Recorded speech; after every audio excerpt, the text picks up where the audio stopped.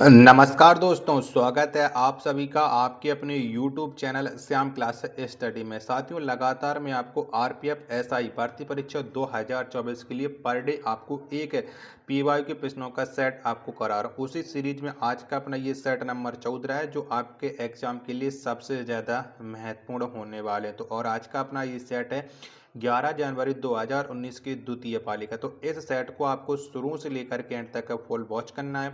अगर आपको वीडियो पसंद आती है तो वीडियो को लाइक कर दीजिएगा। चैनल को सब्सक्राइब नहीं कर रखा होगा तो चैनल को आप लोग जरूर सब्सक्राइब कर लीजिएगा। जीके जीएस के 50 अति महत्वपूर्ण आपको इस सेट में कराए जाएंगे। तो चलिए फिर शुरू करते हैं।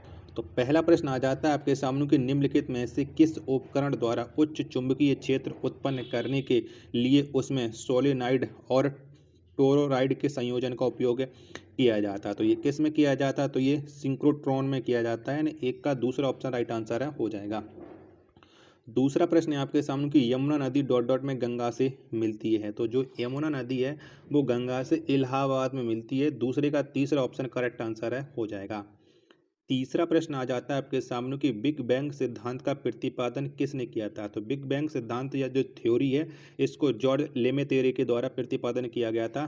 तीन का दूसरा ऑप्शन राइट आंसर है, हो जाएगा। चौथा प्रश्न है आपके सामने कट अथवा चोट के स्थान पर कुछ समय के बाद थक्का अथवा कॉगलम जम जाता है। यह तंतुओं का एक जाल होता है। तो बताओ ये किसका होता है? चौथे का आंसर आपको बताना। तो ये प्लेटलेट्स का होता है। ऑप्शन संख्या 4 है वो करेक्ट आंसर है, हो जाएगा। पांचवा प्रश्न की प्रसिद्ध जामा मस्जिद का निर्माण किस शासक द्वारा कराया गया था? तो किसने जामा मस्जिद का निर्माण कराया था? तो शाहजहां के द्वारा जामा मस्जिद का निर्माण कराया गया था। 5 का दूसरा ऑप्शन करेक्ट आंसर है, हो जाएगा। छठवां प्रश्न आ जाता है कि बॉक्सिंग खेल का क्षेत्र कहलाता है तो क्या कहलाता है? तो बॉक्सिंग खेल का जो क्षेत्र होता है ये रिंग कहलाता है। छठवां का दूसरा ऑप्शन राइट आंसर है, हो जाएगा। सातवां प्रश्न है आपके सामने कि एक द्विबीजपत्री पत्ते की ऊपरी और निचली बाह्य त्वचा के बीच पाया जाने वाला ऊतक कहलाता है। तो ऊतक ये क्या कहलाता है? तो ये मोसोफिल कहलाता है। 7 का दूसरा ऑप्शन करेक्ट आंसर है, हो जाएगा। आठवां प्रश्न है आपके सामने कि वर्तमान में लोकसभा सदस्यों की संख्या कितनी है? तो वर्तमान में जो लोकसभा सदस्यों की संख्या है वो 545 है। यानी 8 का तीसरा ऑप्शन करेक्ट आंसर है, हो जाएगा। चलिएगा, वीडियो पसंद है तो आपको जरूर आ ही रही होगी। तो चैनल को आप लोगों ने सब्सक्राइब जरूर कर रखा होगा। नहीं कर रखा होगा तो अब आप लोग ईमानदारी के साथ सब्सक्राइब जरूर कर लीजिएगा। नौवां प्रश्न है कि भारत का संविधान क्रियान्वित हुआ तो ये कब से है लागू? तो भारत की जो संविधान है वो 26 जनवरी 1950 से लागू है। यानी 9 का दूसरा ऑप्शन है वो राइट आंसर है, हो जाएगा। 10वां प्रश्न आ जाता है आपके सामने कि धारा घनत्व का एसआई मात्रक क्या है? तो कौन सा है? तो धारा घनत्व का जो आपका एसआई मात्रक है वो आपका है E/m²। यानी 10 का तीसरा ऑप्शन राइट आंसर है, हो जाएगा। 11वां प्रश्न है आपके सामने कि हरित क्रांति का जनक किसे कहा जाता है? तो हरित क्रांति का जो जनक है ये MS स्वामीनाथन को कहा जाता है। 11 का दूसरा ऑप्शन करेक्ट आंसर है, हो जाएगा। 12वां प्रश्न आ जाता है कि चेन्नई के समुद्री बंदरगाह की भीड़ को कम करने के लिए किस बंदरगाह का निर्माण किया गया? तो कौन से बंदरगाह का निर्माण किया गया था? तो ये किया गया था एन्नोर बंदरगाह का उपयोग। 12 का पहला ऑप्शन राइट आंसर है, हो जाएगा। 13वां प्रश्न है आपके सामने कि एम ए चिदम्बरम स्टेडियम स्थित है तो ये कहाँ पर स्थित है? 13 का आंसर आपको बताना है। तो ये चेन्नई में स्थित है। 13 का ऑप्शन संख्या 4 एकदम राइट आंसर आप लोगों का हो जाएगा। चलिएगा, 14वां प्रश्न आ जाता है कि भारत का सबसे नया निर्मित राज्य कौन सा है? तो भारत का जो सबसे नया और निर्मित राज्य है वो आपका तेलंगाना है। पहला ऑप्शन राइट आंसर है, हो जाएगा। 15वां प्रश्न आ जाता है कि बांग्लादेश का राष्ट्रगान अमर सोनार बांग्ला की रचना किसने की? तो इसकी जो रचना की थी वो रविंद्रनाथ टैगोर ने की थी। 15 का पहला ऑप्शन करेक्ट आंसर है, हो जाएगा। 16वां प्रश्न है आपके सामने कि राष्ट्रीय योजनाओं के क्षेत्र में आधिकारिक प्रयोग चिन्हित हैं। तो बताओ किसकी क्रांति के लिए गए हैं? 16 का आंसर आपको बताना। तो इसका जो संबंध है वो रूस की बोलोस्विका क्रांति से इसका संबंध है। 16 का तीसरा ऑप्शन है, करेक्ट आंसर है, हो जाएगा। क्या? 16 का तीसरा ऑप्शन। चलिएगा, अगला प्रश्न संख्या आपके सामने 17 है कि निम्न में से कौन सा पुरस्कार बीसीसीआई के वार्षिक पुरस्कारों में शामिल नहीं है। तो कौन सा पुरस्कार शामिल नहीं है। तो अजलान शाह कप का संबंध नहीं है, यानी 17 का तीसरा ऑप्शन करेक्ट आंसर आप लोगों का हो जाएगा। 18वां प्रश्न है कि निम्न में से कौन सा शहर चालुक्यों की राजधानी थी। तो कौन सा शहर था। तो इनमें से चालुक्यों की राजधानी थी वो आपकी बादामी थी, यानी 18 का दूसरा ऑप्शन करेक्ट आंसर है हो जाएगा। 19वां प्रश्न आ जाता है कि लोकसभा के सदस्यों का कार्यकाल कितने वर्षों का होता है। तो लोकसभा के जो सदस्य होते हैं इनका जो कार्यकाल है वो 5 वर्ष का होता है, यानी 19 का तीसरा ऑप्शन राइट आंसर है हो जाएगा। 20वां प्रश्न है कि दिल्ली किस प्रकार का राज्य है। तो दिल्ली एक कैसा राज्य है। तो दिल्ली यह एक राष्ट्रीय राजधानी क्षेत्र और केंद्र शासित प्रदेश है, यानी 20 का पहला ऑप्शन करेक्ट आंसर है हो जाएगा। 21वां प्रश्न है आपके सामने कि अभिकारकों के संकेंद्रण के संदर्भ में अभिक्रिया के दर का प्रकाशन कहलाता है। तो ये क्या कहलाता है। तो ये कहलाता है आपका दर संबंधी नियम, यानी 21 का दूसरा ऑप्शन है करेक्ट आंसर है हो जाएगा। 22वां प्रश्न आ जाता है कि निम्न में से मवेशियों की किस नस्ल का उपयोग दो उद्देश्यों के लिए होता है। तो कौन सी नस्ल का उपयोग होता है। तो ये देओनी नस्ल का उपयोग किया जाता है, यानी 22 का पहला ऑप्शन राइट आंसर है हो जाएगा। 23वां प्रश्न आ जाता है आपके सामने कि भारतीय फुटबॉल के इतिहास का स्वर्णिम युग किस काल को कहा जाता है। तो भारतीय फुटबॉल के इतिहास का जो स्वर्णिम काल कहा जाता है वो 1951 से लेकर के 1962 को कहा जाता है, यानी 23 का दूसरा ऑप्शन है वो करेक्ट आंसर है हो जाएगा।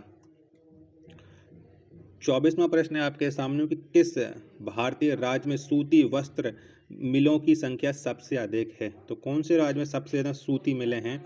24 का आंसर आपको बताना है। तो सबसे ज़्यादा जो सूती मिलें हैं वो भारत के महाराष्ट्र राज्य में है। 24 का तीसरा ऑप्शन करेक्ट आंसर हो जाएगा। आशा करता हूँ कि आपको ये वीडियो ज़रूर पसंद आ रही होगी। तो प्लीज़ वीडियो को लाइक करें, चैनल को सब्सक्राइब नहीं कर रखा होगा चैनल को आप लोग ज़रूर सब्सक्राइब कर लीजिएगा। 25वां प्रश्न है आपके सामने कि प्रसिद्ध कढ़ाई की कला गोटा का संबंध डॉट डॉट से है। तो गोटा का संबंध कौन से भारतीय राज्य से है। 25 का आंसर आपको बताना। तो इसका संबंध राजस्थान राज्य से है, दूसरा ऑप्शन राइट आंसर है हो जाएगा। 26वां प्रश्न कि दिल्ली के किस सुल्तान ने टका और जिंतल सिक्कों को प्रचलित किया। तो ये किसने प्रचलित किया था। तो ये इल्तुतमिश ने किया था। 26 का ऑप्शन संख्या 4 है वो राइट आंसर है हो जाएगा। 27वां प्रश्न आ जाता है कि प्रसिद्ध रचना तूतीनामा डॉट डॉट के शासनकाल में रची गई थी। तो तूतीनामा का किसके शासनकाल में रची गई थी। तो तूतीनामा ये अकबर के शासनकाल में रची गई थी। 27 का दूसरा ऑप्शन करेक्ट आंसर है हो जाएगा।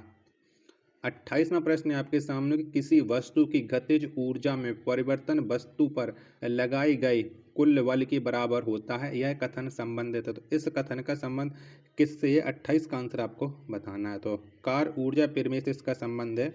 28 का तीसरा ऑप्शन राइट आंसर है हो जाएगा।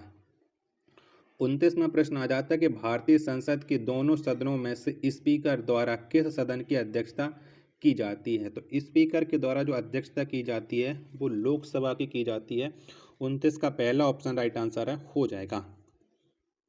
30वां प्रश्न आ जाता है आपके सामने कि शारदीय विश्व किस तिथि को होती है। तो बताओ शारदीय विश्व कब होता है। 30 का आंसर आपको बताना। तो ये 22 अथवा 23 सितंबर को होता है।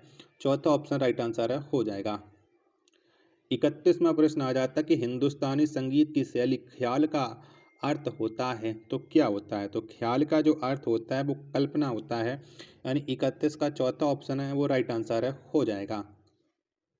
32वां प्रश्न है कि निम्न में से किस सदन के सदस्यों की आयु 25 वर्ष से कम नहीं होनी चाहिए। तो लोकसभा सदस्यों की आयु है वो 25 वर्ष से कम नहीं होनी चाहिए, यानी 32 का चौथा ऑप्शन करेक्ट आंसर है हो जाएगा। चलिएगा, नेक्स्ट प्रश्न आ जाता है आपके सामने। प्रश्न संख्या है 33 कि न्यूनतम समर्थन मूल्य संबंधित है। तो इसका संबंध किससे है। तो न्यूनतम समर्थन मूल्य इसका जो संबंध है वो कृषि उत्पादन से, यानी 33 का दूसरा ऑप्शन राइट आंसर हो जाएगा। 34वां प्रश्न आ जाता है कि डॉट डॉट की स्मृति को यादगार बनाए रखने के लिए आधुनिक ओलंपिक में मैराथन दौड़ की शुरुआत की गई थी। तो बताओ किसकी स्मृति को बनाए रखने के लिए मैराथन दौड़ की शुरुआत हुई थी। तो ये फ्रेडी प्लीज की स्मृति को बनाए रखने के लिए, यानी 34 का तीसरा ऑप्शन राइट आंसर है हो जाएगा। 35वां प्रश्न आ जाता है कि राजस्थान राज्यसभा सदस्यों की अधिकतम संख्या कितनी होती है? माफी चाहता हूँ, थोड़ा गलत पढ़ लिया। तो बताओ राज्यसभा सदस्यों की अधिकतम संख्या कितनी होती है? तो ये 250 होती है। 35 का तीसरा ऑप्शन राइट आंसर हो जाएगा। 36वां प्रश्न आ जाता है कि निम्न में से कौन सा एक गैसीय ग्रह है? तो बताओ कौन सा है? तो इनमें से जो गैसीय ग्रह है वो आपका बृहस्पति है। 36 का तीसरा ऑप्शन राइट आंसर हो जाएगा। 37वां प्रश्न है कि मानव विकास सूचकांक में स्वास्थ्य घटक मापा जाता है। तो बताओ स्वास्थ्य घटक किससे मापा जाता है? तो मानव विकास सूचकांक में ये जन्म के समय जीवन प्रत्याशा से मापा जाता है। 37 का चौथा ऑप्शन है वो राइट आंसर हो जाएगा। 38वां प्रश्न है कि भारतीय शासन व्यवस्था में केंद्र शासित प्रदेशों की संख्या कितनी है? तो कितनी है? तो इसमें जो संख्या है वो 7 है। 38 का दूसरा ऑप्शन है वो राइट आंसर हो जाएगा। 39वां प्रश्न है कि निम्न विकल्पों में दिया गया कौन सा युग्म गलत सुमेलित है? बताओ इनमें से कौन सा गलत है, ये आपको बताना है। तो इसमें जो गलत है वो आपका लाठी, इसका संबंध वो कर्नाटक से नहीं है। ठीक है, ये आपकी पता है क्या है, ये आपकी कलाएं हैं। 39 का दूसरा ऑप्शन राइट आंसर हो जाएगा। क्या मार्शल आर्ट भी बोलते हैं इनको। 40वां प्रश्न है आपके सामने कि नाभिकीय रिएक्टरों में निम्न में से कौन सा जल के पूर्ण विद्युत अपघटन से निर्मित होता है और एक नियंत्रक के रूप में प्रयुक्त होता है? तो कौन प्रयुक्त होता है?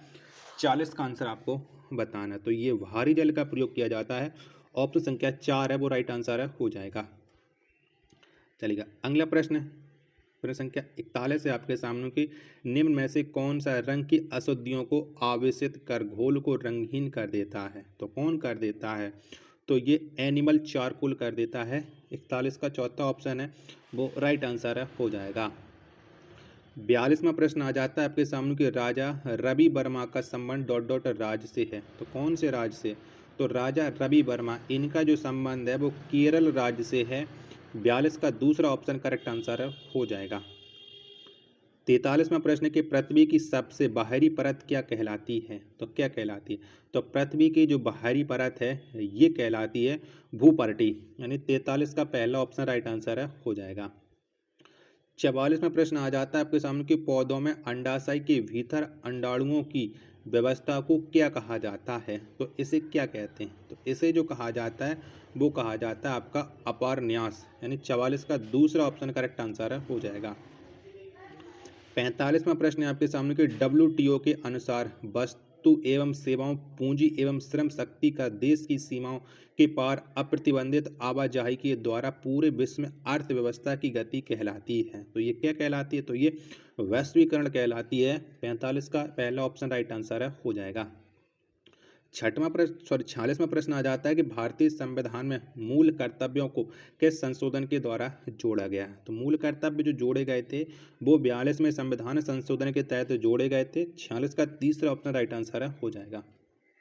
47वां प्रश्न है आपके सामने कि FCI समय समय पर खुले बाजार में पूर्व निर्धारित कीमतों पर गेहूं की बिक्री का कार्य कर रहा है, यह कहलाता है। तो ये क्या कहलाता है? तो ये खुली बाजार बिक्री योजना कहलाती है। 47 का चौथा ऑप्शन राइट आंसर हो जाएगा। 48वां प्रश्न है कि भारत में कच्चे सिल्क का सबसे बड़ा उत्पादक है। तो कौन सा राज्य है? तो भारत में कच्चे सिल्क का जो सबसे बड़ा उत्पादक राज्य है वो कर्नाटक है। 48 का तीसरा ऑप्शन करेक्ट आंसर हो जाएगा। 49वां प्रश्न है आपके सामने को तुगलकाबाद शहर की स्थापना किसने की थी? तो तुगलकाबाद शहर की जो स्थापना वो गयासुद्दीन तुगलक ने की थी। 49 का दूसरा ऑप्शन करेक्ट आंसर हो जाएगा। 50वां प्रश्न है कि 3 जून 1947 योजना की उद्घोषणा किस गवर्नर जनरल ने की थी? तो ये जो घोषणा की थी वो की थी लॉर्ड माउंटबेटन ने, यानी 50 का दूसरा ऑप्शन राइट आंसर हो जाएगा। आशा करता हूँ कि आपको ये वीडियो पसंद आई होगी। तो वीडियो को लाइक कीजिएगा, चैनल को सब्सक्राइब नहीं कर रखा होगा चैनल को आप लोग जरूर सब्सक्राइब कर लीजिएगा। मिलते पर अपने एक और नेक्स्ट वीडियो के साथ, तब तक के लिए धन्यवाद। जय हिंद, वंदे मातरम।